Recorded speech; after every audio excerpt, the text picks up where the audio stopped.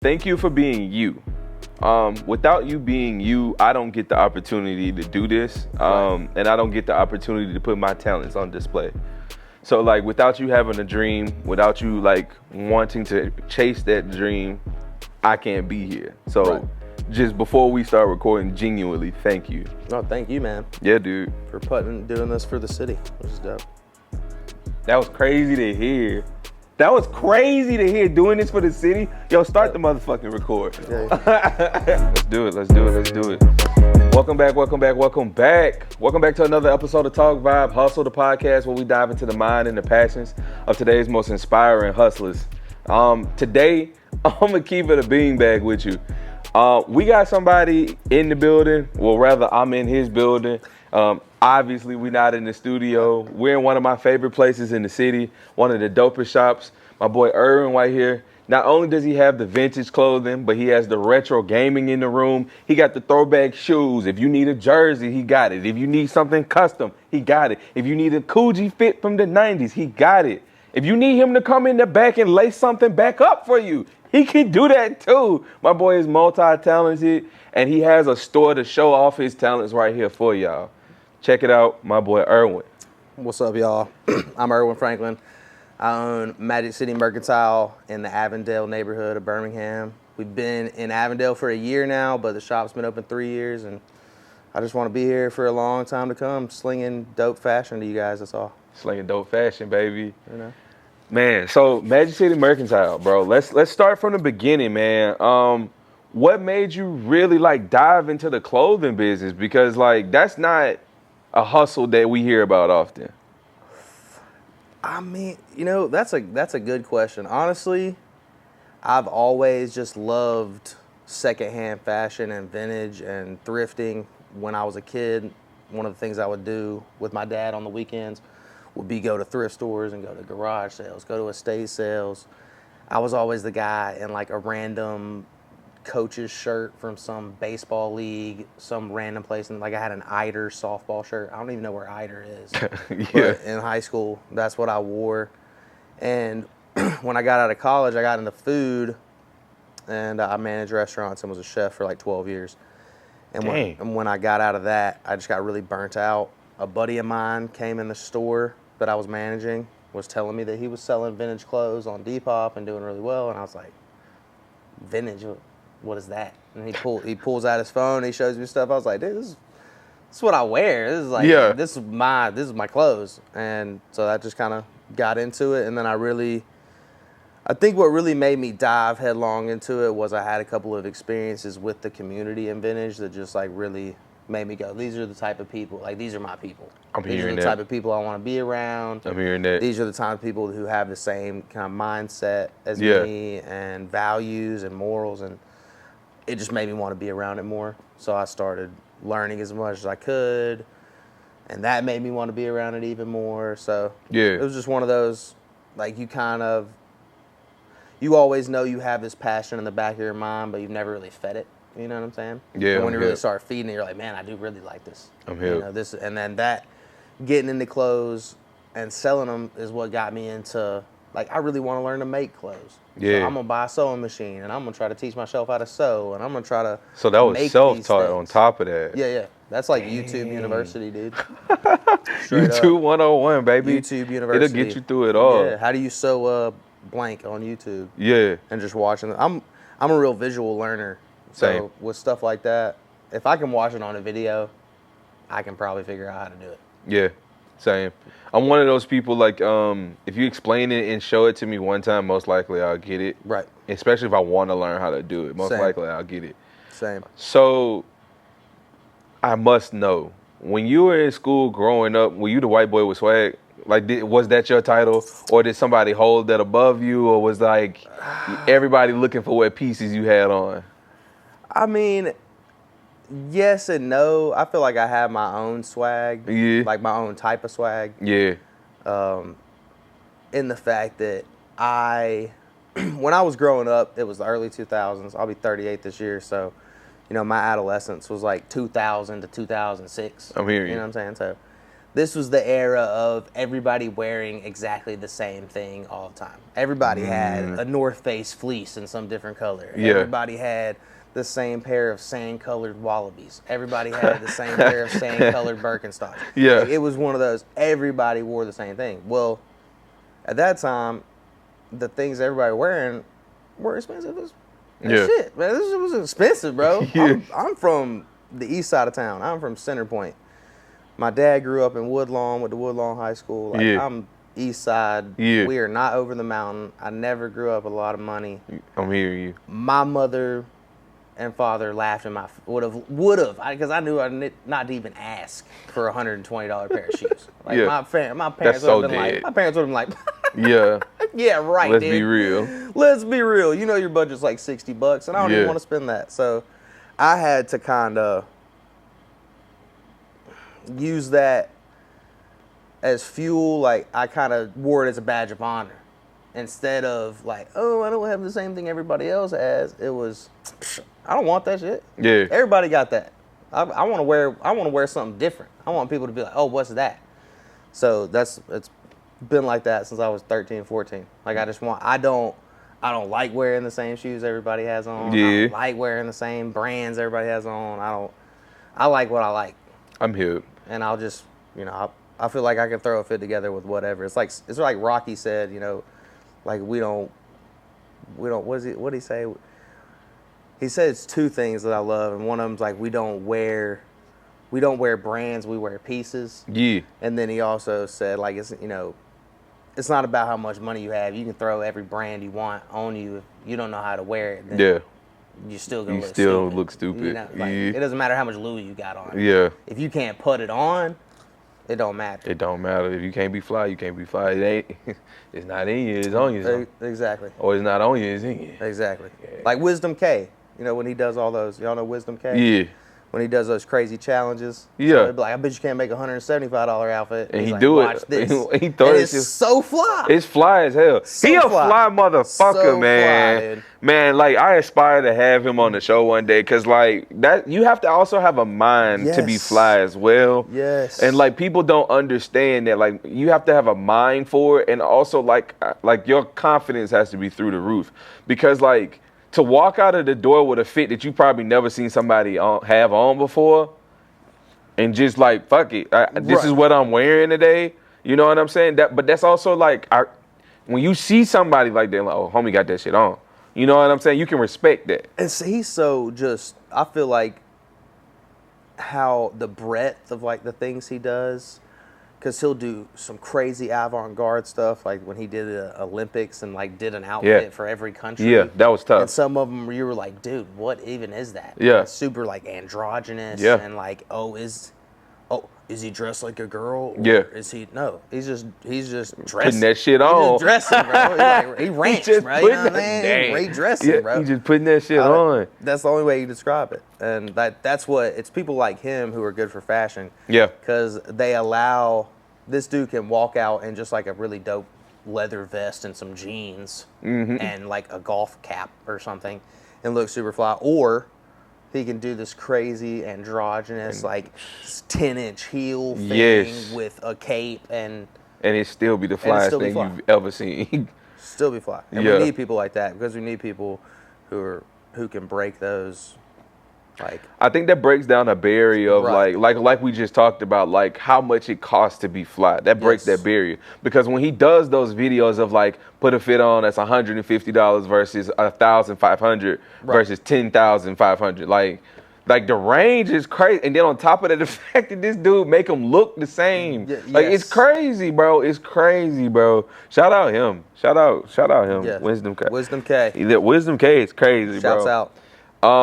So rolling back into it though, like, so growing up, and like at what point did like fashion become something that was more so like attached to who you were, and to the point of like, let's do this and make a career out of it? Because we talked about like, okay, yeah, I can make some bread from it, but at what point when it's like, this is me? I don't know. That's a good question. I feel like I really, like, tried to, I'm trying to think of a good word. I think I really tried to like get more into it, or like delve into fashion more when, so backstory real quick before I say this answer. When I got out of college, I got really depressed because it was 2010 and the job market sucked. Butt cheeks. It was terrible. I couldn't get a job in anything. So that's why I started working in food. So I gained like 50 pounds. Like I used to weigh 270 pounds. And I liked having cool stuff back then. I was like working a good job, so I had money and like I could buy kind of what I wanted. That's really when I got into sneakers. The most was when I had money and could buy sneakers. But I didn't feel like I could be fashionable because I was overweight. So I never really got into it until I lost weight. And then when I lost my weight, because when I was in college, I lost my weight again, I should say. Because when I was in college, I weighed like 190 pounds, 200 pounds. And then I gained like 70 pounds throughout the course of college and after college. Yeah. So when I got back down to my regular weight, and I was like, oh, girls might find me attractive again. I should try to like get back into like my swag era. And that's when I started just like buying more pieces and like shopping to try to look good. I will say back then I was kind of caught up in the fast fashion of like, this is what everybody's buying. And I got away from my who you really are. Originality and being individualistic and like not wanting to wear the things that everybody was wearing. I got away from that trying to like pick up girls. And it wasn't actually until I met my wife that I kind of switched back, because she was more drawn to that version of me, the version that was like wearing stupid graphic t-shirts and like didn't really care, but still had, like, it was about, my swag was that I didn't care what anybody else thought about what I was wearing, because when I walked out the door, I thought I looked fly. So like, fuck all y'all. Fuck all y'all. Like, After that, what matters? I'm fly. I don't care. And that's what drew her to me. So I definitely switched back over to like unique pieces and trying to be an individual and not be so much of like the fast fashion follower of like, oh look, everybody is buying this brand. So you transition from that gimmicky fashion to like, this is me fashion. Right. So, and that's why I love vintage, because it's inherently individualistic. It has to be.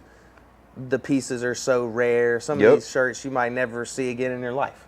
Like that's the best thing about it is, wearing that shirt that 9 times out of 10, unless you're in a certain location, you're not gonna walk by anybody with that shirt on. Now, you wearing some Hellstar, you wearing some Essentials, wearing some any of that, you're probably gonna walk by two or three people, same whole fit from top to bottom. At least the same thing on.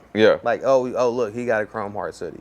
Oh look, he got an Essentials hoodie. And don't get me wrong, I got an Essentials hoodie at my house. They're comfortable. They're comfy. Let's be real. I mean, shout out Jerry Lorenzo. Like, they're comfy, so I ain't even like, but that's not one of those things I'm gonna wear to like stand out in the crowd. And I feel like that's kind of the opposite of what you should be doing. Where we were in like the hype beast era was like, hey, let's all be wearing the same exact thing. Aren't we cool? Like, look, we all have on a we thought we had it together though. Or we all have on a Supreme box logo. Or we all, it's when I started seeing that happening, I was like, okay. You start realizing what's going on here. No, we're cloning each other, brother. We're doing it again. There's no individuality here. We're doing it again, guys. So who are your top like fashion designers? Like, my absolute idol is Ronnie Feig, Kith.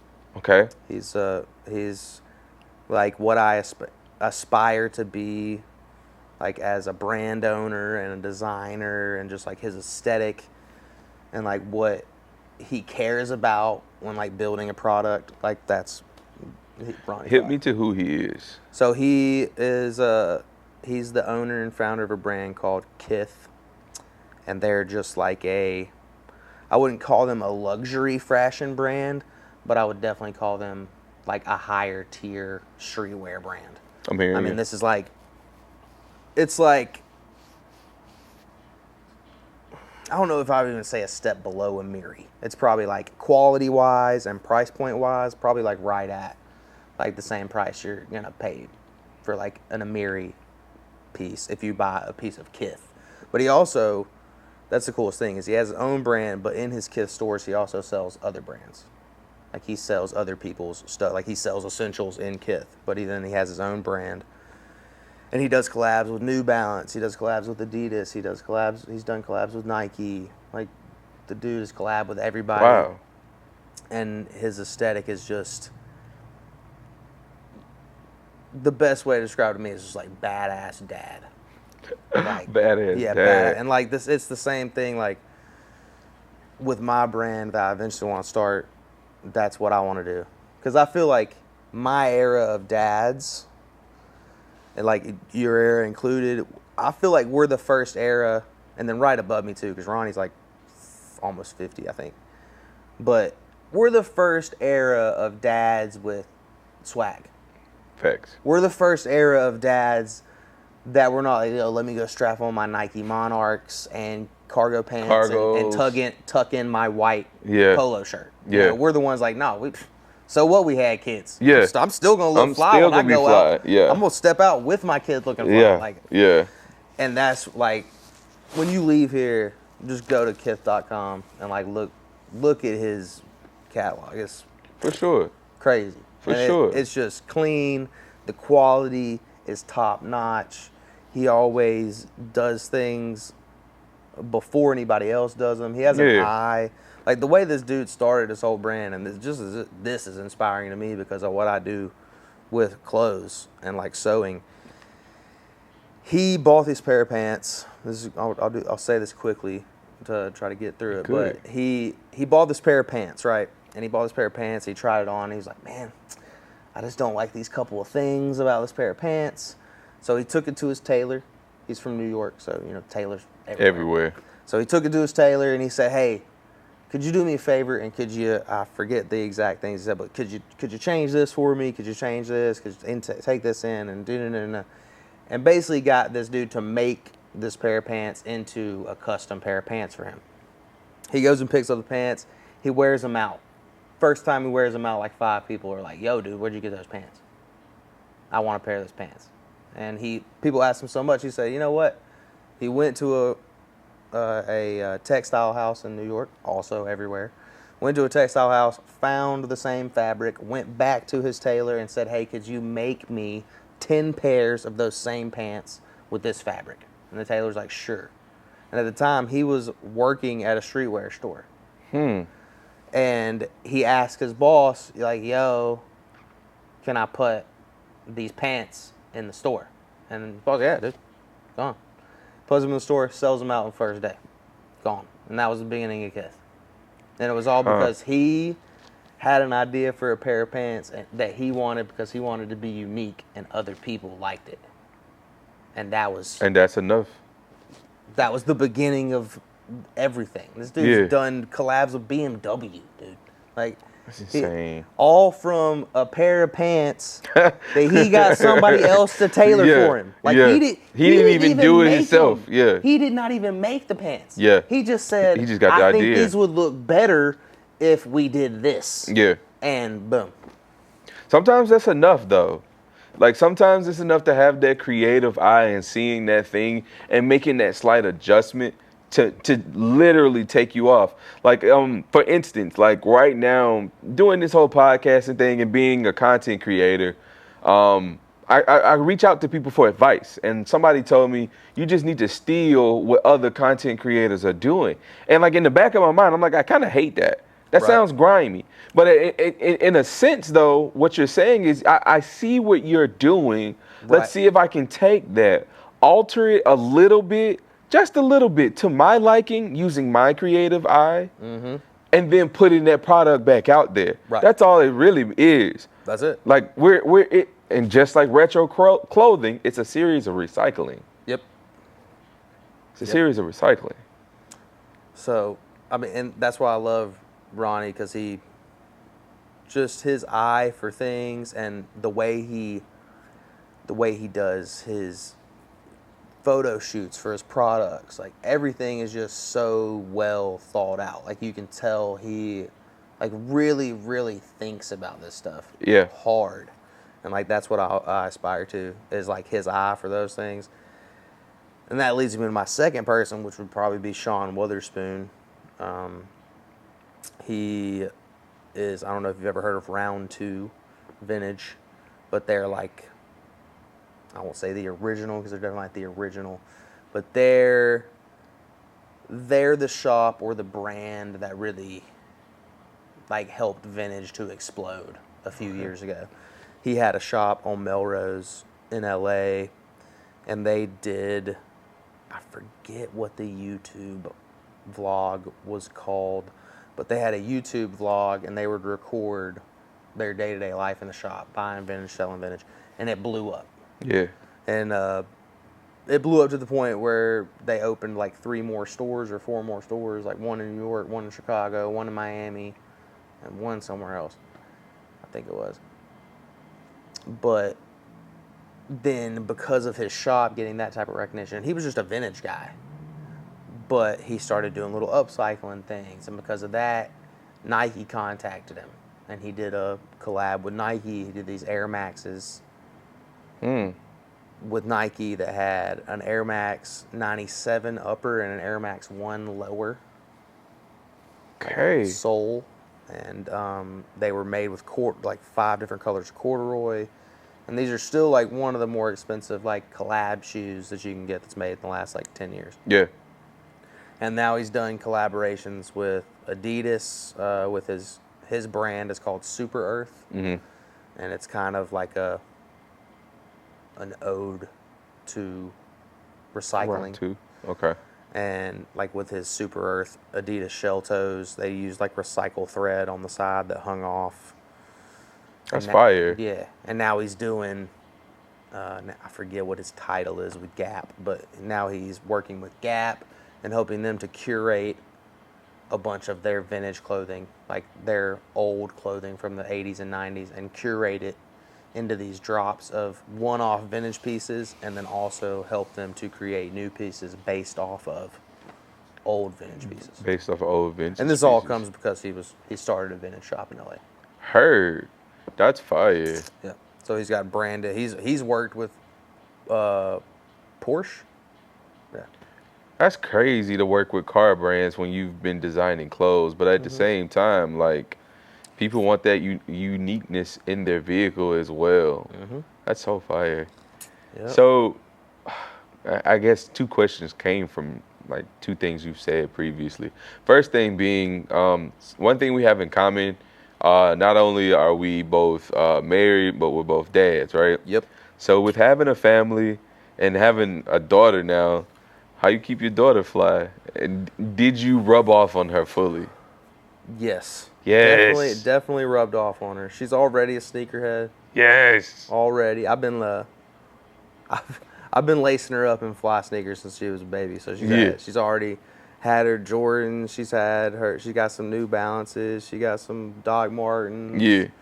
And she's kind of like me, all over the place with her sneakers, because I'm that way. I got my sneaker.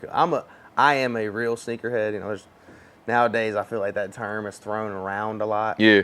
And I don't think if you buy one brand of shoe or you just buy one type of shoe, to me you're not a real sneakerhead. I'm hearing you. You more of a hype beast, because usually those type of people, you can already figure out what's gonna be in their collection type thing. I'm hearing you. You know, with me, you'll go look at my collection and be like, dude, what are these? Where'd you get these? What is this? I'm hearing you. There's a brand out of California. The dude's from New York originally, but it's called Saya, somewhere in America. Y'all ever heard of them? You heard of them? Yeah. I have a pair of Sayas. Like, people see those and they're like, yo, what? Yeah. What is that? Yeah, I was say that. Yeah. Funny story with those shoes. I have no idea where they came from. They came to my house addressed to my wife. My wife has absolutely no clue where they came from. Couldn't find them on any of her credit card statements or anything.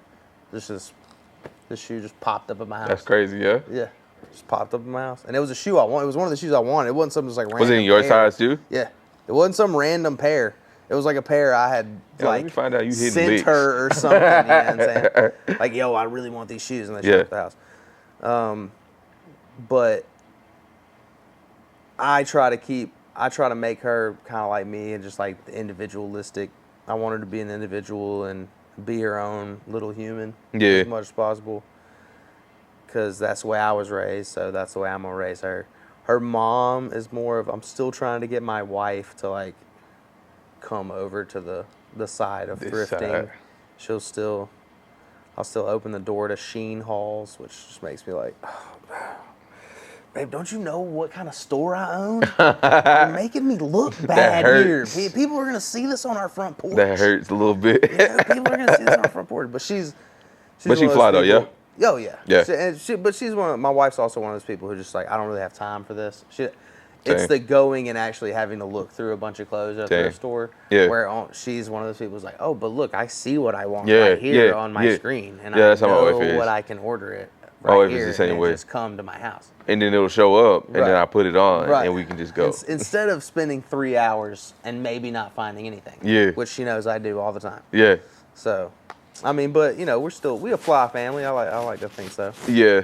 I like to think I have a good deal to do with that. You know. Keeping us fly, because I buy my wife. I'm the one who buys my wife sneakers. Yeah, I'm the one who. I did that for a while, and then I realized like my wife is just not gonna be a sneaker person. My wife is a Chacos person. Like she'll rocking Chacos and Crocs everywhere. Yep. And so like I'm like, all right, bet. So like I'm just gonna get you fits to go with that. We just gonna fit that aesthetic. That works for me. My wife's the one that she always wants sneakers. She's always bugging me about, you always buy yourself shoes. Yeah. You never buy me any shoes. But I get her shoes, and then she's one of the people who wear whatever shoe to do whatever in.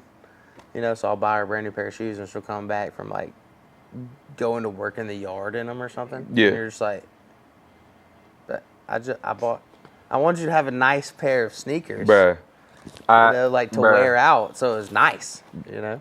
And she's like, "Oh, what? Oh, sorry." That'll cross some wires. And then immediately be like, "I need you to buy me some more sneakers." And I'm over here like, "Yo, are you screwing me right now?" My wife is like, she knows I am about sneakers, because like I buy sneakers based off of honesty. I buy sneakers off of what I wanted as a kid. If I couldn't get it as a kid, that's what my sneaker collection is full of now. It's everything that like I remember seeing my friends have. That's why I buy Jordans. And I buy. That's what I buy Jordans. It's either Jordans, foam pods. I have Charles Barkley's. I have Scottie Pippins. Like all it is, I have some gloves. There's some Gary Payton gloves. I have some Saucony's, some Asics. So it's like it's just all of the shit that I remember seeing. And like now that I'm like papered up, I'm like all them come out for Christmas. Oh, and then run them all to me. Right. So like now, like when we first got back together, she's from Chicago, right? Okay. So we went to visit Chicago, and she was like, the Jordan store is here. And I'm like, oh, say less. So we go in there, they got the Defining Moments package. Okay, I need them. Never seen nobody with them bitches. Then they got the Carmelo ones, the quality ones. Oh, nice. So they rung us up. And the lady's like, your total is like $1,200. And she looked at me and she was like, there's absolutely no way you're going to pay this. And as I'm swiping the card, I'm like, why not? You're like, you already got it in the, I'm not going to what? I'm not going to, excuse me. What do you mean? What? No, that's done. That's done. I didn't come in here to fuck around. I already signed the paperwork. Yeah, wait, no. My taxes dropped last night. You already got the bag up? Yeah. No, she bagging me up, son. I forgot that. You want something? Shit, I forgot that. I'm real bad about I buy shoes and hide them. My wife knows too. My wife will call me out sometimes. I was at her parents' house in some shoes that I had bought, and what I do is, and this is just me admitting to it, I buy them and then I put them in the closet. And I wait I'll put them on ice for 5-6 months, wear them, like literally just stick them in the because I want them, I'm gonna buy them, and then I'll just stick them in the closet, and then I'll finally wear them, and my wife will be like, "Are those new?" "Nah, babe, I've had these for a few months." Yeah. I'm not lying. That's not a lie. I'm not lying. I like this guy. I'm He been not in the lying. game for a minute. You just haven't seen them. You know, He been in the game for a minute. I'm not lying, so you can't be like, "Oh, you're lying to me." No, No. I have actually had these for a few months. Facts, They've just facts. been in the closet. Some been you in know the what I'm husband saying? game for a minute. Now she'll call me out in front of her parents. I'm like, why you gotta do that? Yeah. Why you gotta call me out in front of your mom and dad? Like I was at their house the other day and I was wearing some sneakers, and her mom was like, "Oh, I like your sneakers. Those are nice." Mhm. And Kat looks down and goes, "Yeah, those are some new sneakers he's been hiding from me." And I was like, "What? I mean, I've had these for a few months. You know, just the good old Bam. had them for a few months line. You Yeah, know?" And she was like, "I'm sure." I was like, "No, really." No, I swear to God. I have actually had them for a few months. So what shoe is your holy grail that you can't get your hands on? Oof. Holy grail that I can't get my hands on.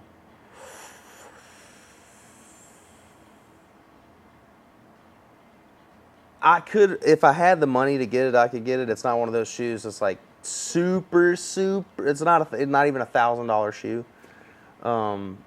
Probably the Nigel Sylvester ones.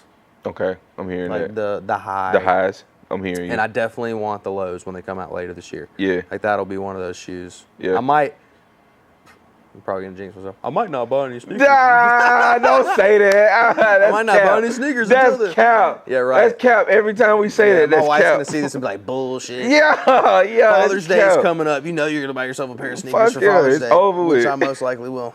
But I want those. And then if I had to pick another pair of ones, it's the Give Them Their Flowers, the Chris Paul The one Chris Paul lows. ones? Okay. Yeah, those are crazy. Yeah. I tried to get them when they came out, when they dropped, but couldn't hit. They're another They're one of not- those shoes they're that's even not that crazy, super, yeah. I think they're like 400 or something like Yeah. that right now.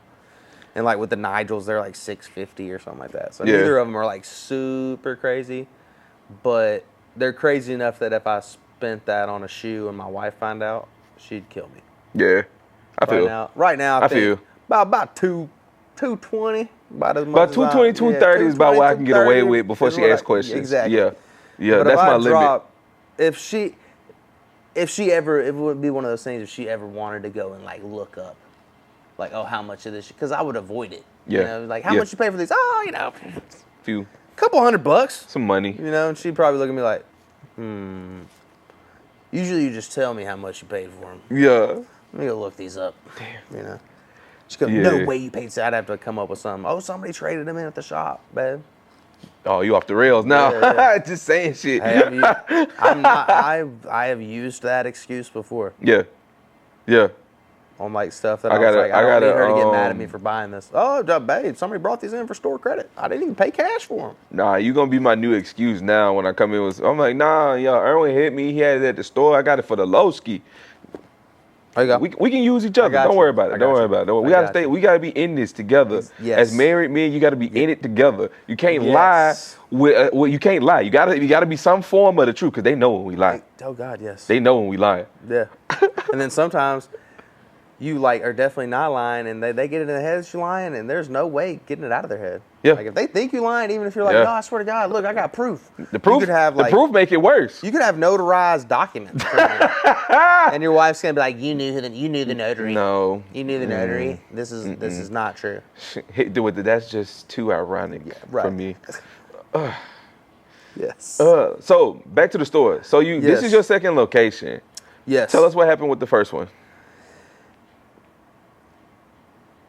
I mean, it was a bad location, I guess is the only way. Fair enough, fair enough, Is the only way to enough. say it.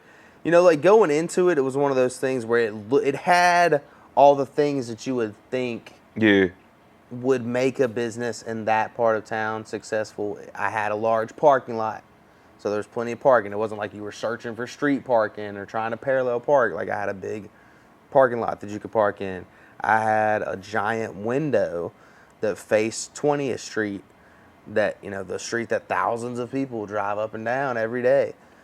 So the optics of it were like, oh, this is going to be amazing. Yeah. Like, lots of people are going to drive by. I got parking. It's easy to get here. Da, da, da, da, da. None of that ended up being true. Like, Damn. I still have people who come in and talk about that other location and talk about how, I mean, just the parking was a problem. And I'm like, How, Sway?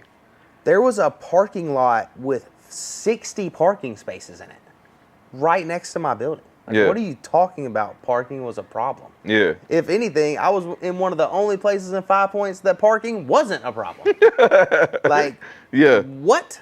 Yeah. So, the window, I realized that most everybody driving up and down that road is either going home or going to work. Ain't got time to And be they're looking at shit. distracted. Yeah. Well, not even necessarily that they don't have time for it. They're distracted. Yeah. They're not looking. I would put I had so much shit in my window. I had a cutout of DJ Khaled with champagne. I had 2 different signs. I had a cutout of Richard Everything Petty. was done. I had clothes in the window. Damn. Like, this window was full of stuff. And people would still come in and be like, I just noticed this place. And this was like 2 years in. Yeah. And they're like, oh, I'd never noticed you before. Yeah. And when I kept hearing that over and over and over again, and then people couldn't find their way into the shop, even though I had at the top of my Instagram a pinned video Stop. showing you how to walk from the parking lot into the shop. Like at the very top pinned first post on the page. And people would still walk up to this door. They saw a keypad on it because you had to walk through a door and up some stairs, and then my shop was right here. And people would walk up to that first door and see a keypad. Wouldn't even try to open it. Would just go, oh, there's a keypad. It must be locked. And they'd turn around and walk off. That's so fucked. And when we first opened, I would run down there and like, hey, whoa. It's open. Yeah. You know, come on. By the end of it, I was like, dude, I'm so over this, bro. I'm so tired of it. That's gotta be annoying at some point. Because when I tell you, I did everything I knew how to do to show people how to get into this place. I had signs. The pin video is crazy. I had a pin video. I had signs pointing you from the parking lot to the alley, and then there was a sign on the alley pointing you down the alley. Yeah. And then the sign that I sit out here in front of this door was sitting at the door to point you in the door. Damn. And people would still be like, where's your shop? I can't find it. I don't know where. I can't find it. I'm like, Yeah. dude, what? So it was just one of those, from the onset, it looked like it was going to be great. Ended up not being. Ended up being like a total. If I hadn't have moved from there, I would have just had to close the shop. Because it was that bad. Damn. And then, 3 months after I moved, all that shit happened at Hush. Oh, so it was perfect mass timing. shooting Yeah. and all that, and then nobody wanted to go to 5 Points. And like, my business was already, like, if that would have happened while I was over there, good God, it would have been awful. Yeah. So with the name, obviously you have love and you wanted to pay homage to the city. What does it mean for you, and what does Birmingham and Magic City mean for you? I mean, Birmingham's home. Birmingham's the city that like made me, raised me, taught me about life. I mean, I went to school at Shades Valley after I left Irwin because I went to Irwin. Yes, Irwin went to Irwin. Irwin went to Irwin. Irwin went to Irwin. And I didn't know you graduated from Shades Valley. yeah, I did too. I graduated from the IB school at Shades Valley. Nice. So going to that school made me meet people from literally every corner of the city and then get to explore every corner of the city. I moved to Tuscaloosa and went to school, came back here, and it's been really cool to watch what the city has become. Yeah. Because when I was younger, when I was 15, 16, tell my mom I'm going downtown. Yeah. She looking at you like, you going where? Who's going with you? How many are y'all going? Where are you going? Yeah. Make sure you don't, Yeah. go down the alley. Make sure, stay away from this area of town. And now, Going downtown sound like the move. now it's the best place for young professionals to live. And we're building condos. And Ain't that wild? There's rooftop wine bars. Yeah. On top of buildings that I have literally explored when they were abandoned. That part. Literally. The Ellerton I went through before they ever Man, you saying built some it into shit. a hotel. Damn, my dad used to have us downtown just going through shit. Yeah, bro. I feel like a fucking fiend. Inhabited by squatters. Yeah. And now there's a all wine of them fucking bar buildings. on the top That's floor. so wild. You know what I'm saying? Like I'm sitting here like I'm right here with you. Like when I was growing up, bro, everything I wanted was to not be in Birmingham. That was one thing I knew I wanted. And like even when I graduated high school, I left. I left for like 12 years. Like I lived everywhere. I lived in Colorado, Pittsburgh, Texas, Virginia, Washington, D.C., Portland, Oregon, Florida. I've lived everywhere. Puerto Rico, Arizona. I've lived everywhere. Right. And like, as of like the last like 3 years, I've been back home. And like back home and spending real time at home. Right. And what I can say is that the city has changed. And like before, I didn't think we had a chance. But like now I believe that we got a chance. Yes. We got a lot of good stuff going on. We got a lot of great people here. We have people like yourself who are not only like here and like love the city and put on for the city, but like you're chasing your dreams, man. You're getting out here, you're coming to work every day, and you're coming to your business. You are a hardworking American coming to your own business. You know what I'm saying?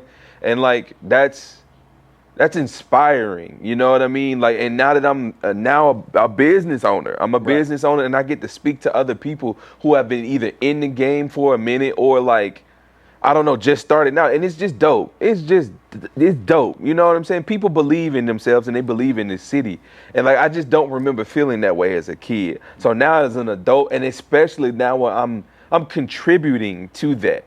Exactly. I want us to go global. I want people to see Birmingham like, holy shit, like it's a lot going on. And I want people to be like, this should be a travel destination. I want people to scroll through the podcast and say, oh, yeah, I can go to this store. I can go to this restaurant. I can see this art show. I can go, like, that's the point. It's here.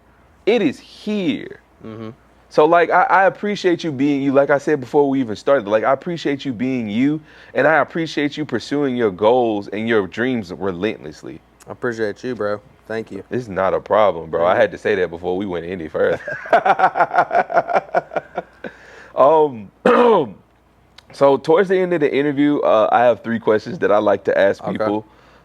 First question being, if your future self was to walk through that door right now, you have an opportunity to ask yourself 2 questions.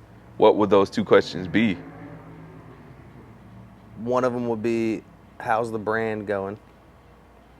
Because that's like, you know, I love selling vintage and I love this side of what I do, but it's not the goal. Yeah. Like there's a bigger goal. There's other things that I'm working on. Like I want this to always be a thing, but like I want to go do my own thing. I want to start a brand. Yeah. And not one of these, you know, not trying to throw any shade at anybody, but not one of these like fly by night, like let me throw some stuff on a sweatshirt or a hoodie or whatever and call it a brand. Like I want, you know, like when I come out with this, it's gonna be one of those things you go, damn, this dude's been working on this. Yeah. Like, oh, he been working on this. Like this isn't like something he just came up with a couple months ago. Yeah. Like he's been working on this for years to make sure that it's right. So I would definitely ask myself, how's the brand going? Because that's something that's going to happen. And then I'd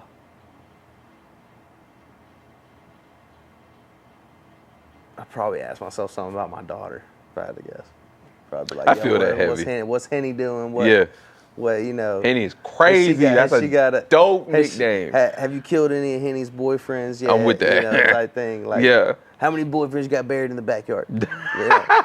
like that type thing would probably be. We don't bury them, we burn them. Come on. Yeah, no, we really we turn them into chum. There you go. The Gulf of whatever the fuck you want to call it. The body of water. Mex-America, whatever.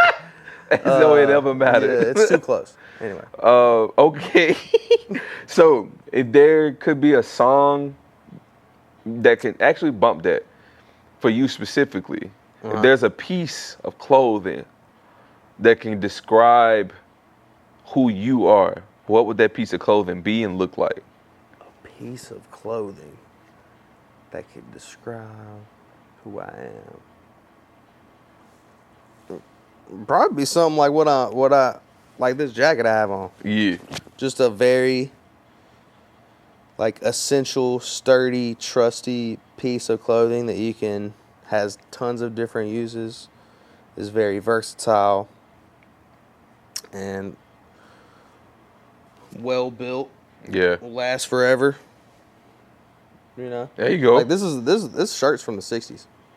Oh, that's crazy work. What? Yeah, this is a 60-year-old shirt. Yeah. So. Like, That's crazy work. That's actually crazy work. Yeah. So, and that just shows that's why I love this stuff, because like Stand the you test were of probably time. like, yo, this I was is literally probably about to from say, yeah. the 80s or Yeah. the 90s. Not even or that. The 90s. You got that from American Eagle last weekend. Yeah, right, exactly. Exactly. Yeah. But it's That's 60 tough. years old and looks like it was just made. And that's I fuck because with that. before fast fashion came along, Quality. people actually made stuff to last because people bought a lot less clothes. Mm-hmm. So like the whole point of all this fast fashion is to make you buy more clothes. Yep. Clothing manufacturers needed to figure out how to get people to buy more stuff. So that's when they started doing seasons. That's when they started dropping like, oh, winter season and summer season, because they wanted you to need the newest thing. So like they could drop twice a year and make you want to buy more clothes. Give me some knowledge then. So like back in the 80s, people bought like 10 to 15 pieces of clothing a year. Yeah. Now people buy like, in a it's month. crazy. Yeah. It's like 200 something Yeah. or something like that. And that's all because of fashion houses. Like that's why they pump. That's why there's always this season and that season and this new season and that. Or you can't wear White after, fall winter. You yeah. can't wear fall winter 25 because it's fall winter 26. You know, like Yeah. they did that on purpose. Yeah. It's all to make you buy more clothes and create a need. Yeah. Like marketing has been about creating a need since the 20s. That's why they started reissuing, and Apple does this nowadays. It's basically give us the same phone in a couple of different new colors. Yeah, that's And it. they've been doing that shit with toasters since the 1920s, bro. That's a fact. Like, hey, here's the same exact toaster, but this year you can get it in this cool green color. And all the housewives are like, oh my God, I need the new green one. You know, and to this day, companies are doing the exact same thing. They're giving You're us not lying. the exact same garment.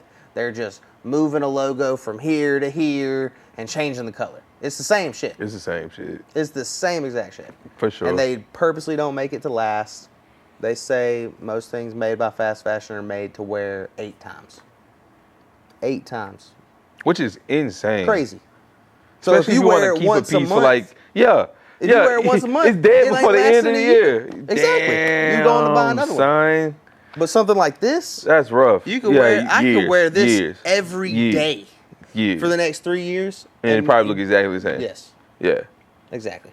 Built the last. Because when this was made, they knew whoever bought this was about to wear it until it was disintegrating. That part. So, wait. So yeah, Good- I would that say part. a good trusty, I would say a piece of clothing that describes me best is a good trusty flannel shirt or jacket. This Flannel. is technically a shacket because it's lined like It's a jacket. lined like a jacket, but yeah. It looks like a But it's a shirt, flannel. So it's a shacket.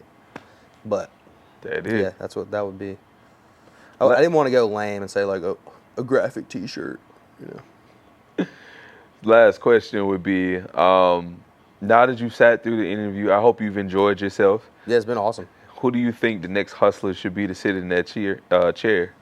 The next hustler, man. I would have thought about this beforehand if I would have known that I was going to get this question. In Birmingham. Have you gotten either of the guys from Memory Lane on? Mm-mm. I think if I was going to tell you to get one of them on, I'd probably say to try to get T, because T is starting his own brand right now. Okay. And is really getting a little bit of traction. Dude, his name, the brand, Acclimate. Acclimate. Acclimate. Okay. is the name of his brand. I hope I'm saying that right. T, don't hate me if I said that wrong. But he's, Birmingham dude. Yeah. And started something really big for the city in Memory Lane. And then they tried to branch out and have had to pull it back into the city. So I think that would be something really cool to talk to them about. Is like, you tried to take the brand to it, because they tried to open a store in Houston. They tried to open a store in Atlanta. And I think both stores lasted for a little bit, but In all, it didn't fully work. But it didn't work out. But that's one of those things, At least you tried, though. Right. Exactly. Yeah. Having the courage to try is half the battle. Right. So. And being from Alabama and being from Birmingham specifically, and having the courage to go outside of the state. 'Cause there's so many businesses in Birmingham that if they really just put in a little bit of effort, they could get out of the state. I believe it. And I don't know if it's fear or hesitation or whatever it is, but it's something keeps people from trying. They just that leap of faith. I'd rather just stay here. That leap of faith is hard to take sometimes. But I learned when I was a kid, your mind and the world in front of you is like a parachute, and only works when it's open. So like, be open to whatever happens. Be open to trying something new. Be open to honestly failing. Right. Being open to failing it unlocks something in your mind, because then at that point you're not afraid to try anything. Like, that's one of the things I try to teach my daughter is like, don't be afraid to get it wrong, yo. Right. Like, you're gonna get so many other things wrong in life so often that like, don't be afraid of it, because it's gonna happen. You can't prevent that part. Right. But what you can do is get it wrong so many times that it doesn't affect you. But moving forward is what you're gonna be good at from that point. And other people aren't gonna be good at it. Other people aren't good at accepting failure and moving on. They're just not. So I don't know. That's a beautiful thing to just have the courage to try. Failing at something is just one step closer to getting it right. Getting it right, baby. Getting it right. Most people ain't getting it right the first try. So yeah, it's almost like if you don't fail, you don't get it right. You don't get it right. Like, that's the way I try to approach life. Is like, failing is trying. If you're not trying, then you're not. The only reason you're not failing is because you're not trying. Because you're not trying. Because even the greatest, name off the greatest anything ever. They failed. They took some L's. They took some. Michael Jordan L's. took 8 straight L's before he won a championship. Yeah. Like, everybody has to take those L's, and it's just about learning and growing and like figuring out what does work. Okay, this didn't work this last time. Let me try it this way. So, failure. I think you gotta fail. For sure. Gotta fail. So before we wrap up, let everybody know what you're working on, where they can find you. Go for it. All about you. All right. Next month, I do a huge vintage market with Avondale Brewing every 3 to 4 months, and next month is the 5th edition of that. June 22nd, 12 p.m. to 6 p.m. in the backyard of Avondale Brewing. We have DJs all day. There's on-site food. Avondale's slinging drinks. I'm going to do a live poster screen printing where you can come print your own Birmingham poster and walk off with it too. Like, let it dry in your hand and go take it to your house and frame it. I got some sponsors. It's going to be a whole day. Definitely come check that out. June 22nd. And then clothes-wise, I'm right now working on a drop for the winter of a bunch of upcycled stuff that I'm going to sew and design myself. I got 2 of the pieces done already, and I've started on another one back there. So I'm trying to get that done before the end of the summer. That's what's up. A bunch of custom stuff. It'll be all one-of-ones, a bunch of denim jackets with crazy fabrics on the back, a bunch of like upcycled blankets into sweatshirts and hoodies. There should be a bunch of cool stuff. All one-of-one, all custom, one-of-a-kind stuff. Right on. Okay. Well, this has been another episode of Talk Vibe Hustle. Erwin is the man. Y'all come slide through Magic City Mercantile, get you some stuff, tap in with my boy, come shop with my man, because he's slanging nothing but dope clothes out this way. Peace out.